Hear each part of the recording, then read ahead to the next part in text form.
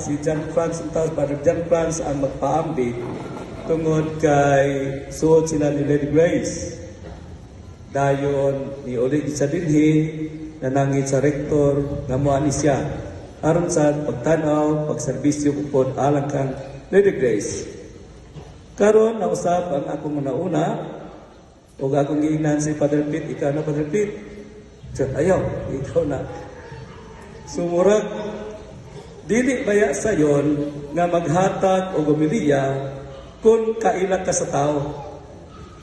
Na ang gitawag emosyon na ipagpati nga sakit. Yatong tuig 1995, nag-teaching regency ko dito sa Kibawi. Kay balon niya kong friend, Padre Tipoy, at monitor. Nga pag-teaching regency nako, natimingan nga namatay ang ako igagaw. Kung niya sa pagkamatay ako igagaw, buktong rasya nga anak. Miingon dayon ko, pahasubo, unya, dawaton nato ang kamaturan, wala na si Riboy. Ito ba kung sayaan? Okay raman ka makaingon anak boy.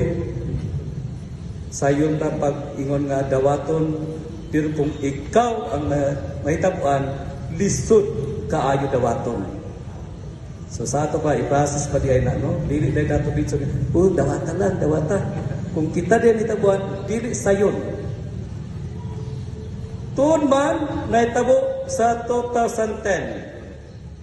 January 4. Kabuhatan, labi na sa atong mga kaparian sa Archdiocese sa Cagayan de Oro, panagdait sa tanan.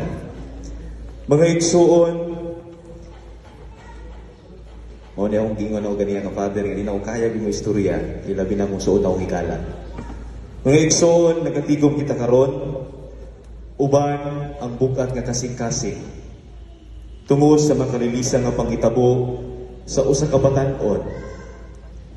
Ilabi na din sa parokya sa Santa Ana, usa ka nagserbisyo nga batan-on, usa ka altar server, usa ka maayo nga tao, usa ka maayo nga bata, nga iyang iyong gihalad ang iyang kaugalingon para sa Dios o para sa simbahan.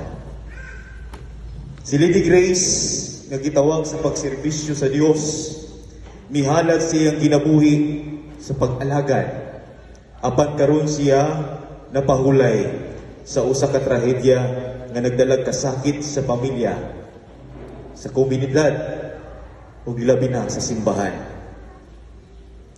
Nining kahintanga, kita gihagid sa pagtuo nga anaa gining paghuna-huna sa hustisya, kalinaw ug anggasa sa paglaom nga anaa kang Kristo. Mga igsuon, kitang tanan naglaom. Kitang tanan naglaom ni ining hustisya nga maangkon sa pamilya ni Lady Grace. Hustisya sa paglaom diha sa katawhan, ilabi na diri sa parokya sa Santa Ana. Paglaom nga mga pag-ampo, ilaban na sa iya mga kauban nga mga sakristan. Kauban dinhi sa simbahan. Mga igsuon, ang hustisya dili lang usa ka balaod nga proseso apan sa pagpadayag sa kamatuoran o katarungan sa mata sa Dios. Sama bitaw sa giingon sa Salmo 82, hukmi ang mga kabus ug mga ilo, hatagi og hustisya ang mga masakiton ug mga walay mahimuan. Ako gatubagon ako yung pangutana pero galay nain.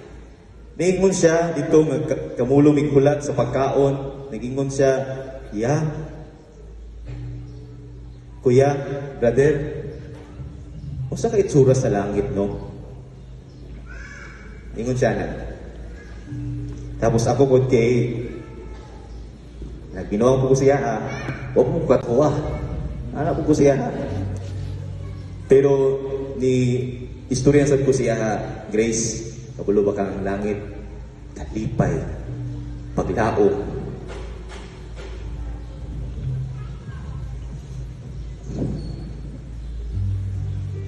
ug ang paghigugma.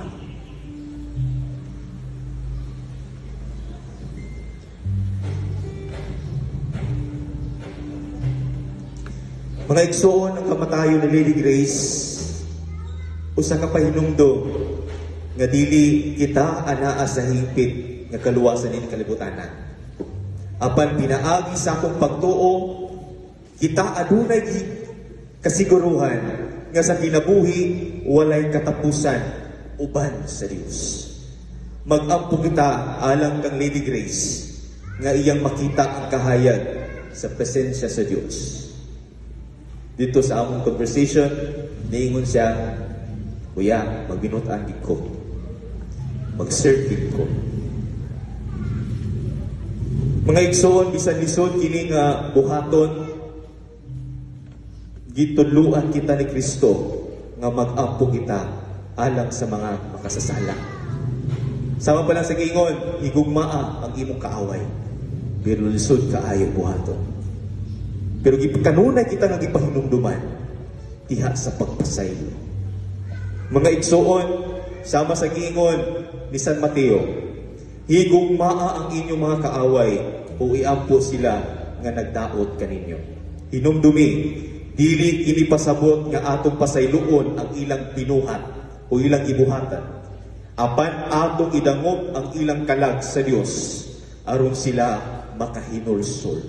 Mag-ampo kita nga ang nagpatay, ang nagbuhat niini, makabaton sa tinuod nga kausaban o hinulsol diha sa gugma o kaluoy sa Dios. Mga igsoon, sa kamatayon ni Lady Grace, maghatag-untag nini kanato sa hagit sa pagpakitang hustisya, kaluoy o paglaom. Mag-ampo kita alang sa biktima, sa iyang pamilya, alang sa hustisya nga maghari o alang sa mga makasasala sa pagkakaplag sa kaluwasan. Sama sa gingon gahapon sa pesta sa Senyor Santo Niño, Pit Senyor para sa hustisya. Kini